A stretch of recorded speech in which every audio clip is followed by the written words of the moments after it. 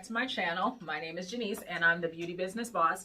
And here on my channel, I want to talk to all beauty business professionals on how to successfully operate and run their businesses, because a lot of times we do forget to work on our business instead of working in our businesses and providing services. So a lot of us really need that information on what to do, how to get started, and how to operate a successful business. So today I want to talk to everyone about how to stay motivated as an entrepreneur. So if you've decided either you're in the beauty industry already and you're working for someone at a salon or a spa, or maybe you're in school, or you're still trying to figure out what exactly you want to do, is business ownership right for you? So that's one of the questions that we ask. And then also, how do you stay motivated? Because it's really hard being a business owner sometimes. Like, we are our own bosses. You have to figure everything out on your own. No one is going to sit here and tell you what to do. You're not punching a clock. Like, you don't have someone telling you, okay, you have to... you have to do this, you have to schedule this service, you have to do this way, you have to figure out your own protocols and all these other things. So how do you stay motivated and kind of stay on track when you have like so many different things going on? So I'm going to kind of give you some tips on some things that I do to keep motivated, because I have a short attention span. So I really need to like kind of set a task list and things for myself so that I can stay on track and make sure that I'm getting especially all of my important things done. So if that's something that you need help with and that you're interested in, then keep on watching. So the first tip I have for you guys is to stick to a routine. So like, if you're anything like me, I am a planner. Like, I have to have like everything in a row because it helps me really to stay focused and concentrate on what I need to do. And it helps me to also have a list of different things, because if I don't like write it down, I'm thinking of things. My mind is always going to like randomly, I might be sitting in bed 11 o'clock at night and think of something random that I won't actually be able to do until I get to my business tomorrow. But I actually, write it down and kind of have a routine, like everything planned out. So for example, usually first thing in the morning I do, it's, once I'm waking up for the day, I have this planner that I sit next to my bed that I write down everything in that I need to do, like the main most important things, at least. So I write those down, and then I can put them in my my app that I use on my phone, like a task list later on. So I'll have it with me throughout the day. So really writing it down and really seeing it kind of makes it a little bit more real for me, if that makes sense. But really being able to see that will help me to plan my day. And then I pick out the things that are most important, whether it's like 2 or 3 things that I really need to get done that day. I can make sure that if I don't do anything else, at least those things are accomplished.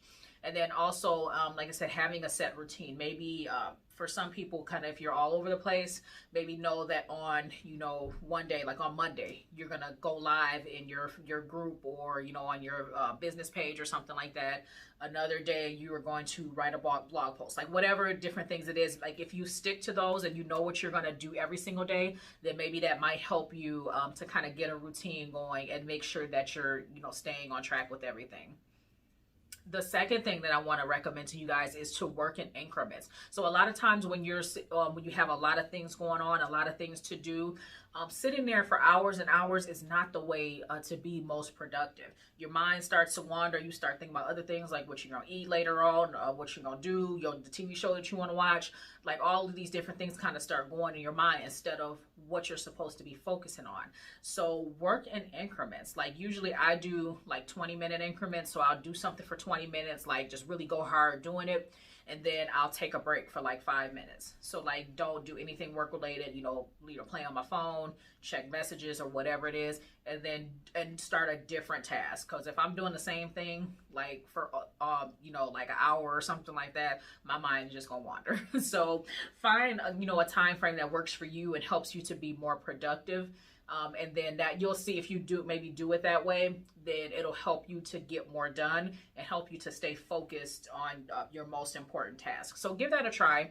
See, it can be 15 minutes, 20 minutes, 30 minutes, take a break or whatever it is, but hopefully that'll help you, to kind of keep on track with what you need to do. The third tip I have for you guys is to think about your end goal. Like, what is the main thing that you want to accomplish? So let's say if you want to record some videos or something like that, but you just keep putting it off, what is the end goal? What is the result of these videos that you're trying to post? Are you trying to, gain more of a following, get your name out there? Are you trying to monetize, like if you're doing YouTube or something like that? Always keep that end goal in mind, because that'll help you to maybe stop procrastinating and do what you need to do. So maybe like make sticky notes or something like that, put them on your monitor or your desk or whatever it is, and really always think about that. So like, what are the consequences if you don't make those videos? You could put it off for another day, but that's 1 or 2 videos that you could have had recorded, and it'll get it closer to your goal. So really think about that. Like, always have that end goal in mind, so you'll know. It'll help to kind of push you and motivate you where you need to go. And the 4th thing I have for you is to follow influential people. Like, is there someone who you really look up to, you admire, whether it's a podcast, a YouTube video, someone on Instagram that you see? Like, follow them and really look at the things that they're doing and gain inspiration from them. So definitely you don't want to go and just kind of copy everything that someone else is doing, but use them as motivation. For example, like, there's a lot of other estheticians that I follow on Instagram that I love. Like, I love their videos, I love their content, and I use that just kind of as inspiration for myself. So like I said, I don't necessarily copy them, but I think, okay, that's a good idea. I could do something like that, or I could change this, or maybe I need to share that and talk about that with my audience in my own words. So don't be afraid to do that, just as long as you're not completely just ripping off what they're doing.